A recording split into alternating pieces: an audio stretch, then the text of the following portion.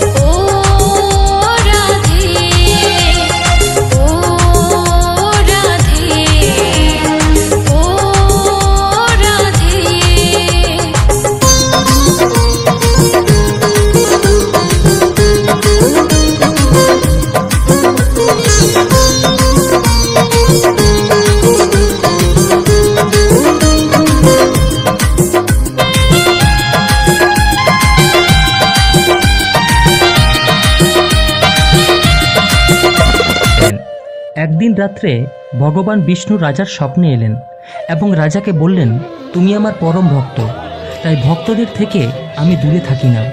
আমি সমুদ্রে ভাসতে ভাসতে তোমার কাছেই আসছি। পুরীর বুঙ্কিবুহান নামক স্থানে তুমি আমাকে দারুব্রহ্ম রূপে পাবে, তাই তুমি একটি দিব্য মন্দিরের প্রতিষ্ঠা করো। রাজা সেই স্থানে গিয়ে দারুব্রহ্মের সন্ধান পেলেন।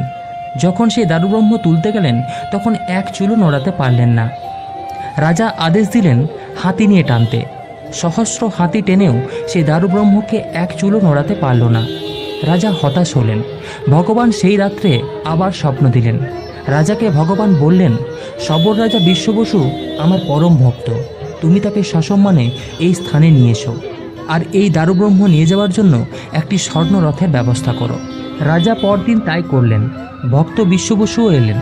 বিশ্ব বসু, বিদ্যাপতি ও রাজা তিনজনে মিলে দারুব্রহ্মকে তুললেন এবং সেই দারুব্রহ্মকে স্বর্ণরথে চড়িয়ে মহা ধুমধামের সাথে সংকীর্তন করতে করতে নিয়ে গেলেন গুন্ডিচা মন্দিরে এবং এক দিব্য মন্দির তৈরির কাজ শুরু করলেন। রাজা ইন্দ্রদুম্ন সমুদ্রে প্রাপ্ত দারুব্রহ্ম পাওয়ার পর গুন্ডিচা মন্দিরে মহাবেদী নির্মাণ করে যজ্ঞ করলেন। যজ্ঞ সমাপ্ত হওয়ার পর নারদ মুনির আদেশ মতো দারুব্রহ্ম বৃক্ষ কাটিয়ে জগন্নাথ, বলরাম ও সুভদ্রা দেবীর বিগ্রহ তৈরিতে মনোনিবেশ করলেন। রাজা রাজ্যের শ্রেষ্ঠ কারিগরদের ডেকে পাঠালেন, কিন্তু বৃক্ষের গায়ে হাতুড়ি ছিনি ঠেকানো মাত্রই সেগুলি চূর্ণ বিচূর্ণ হতে লাগল। রাজা পড়লেন মহাবিপদে।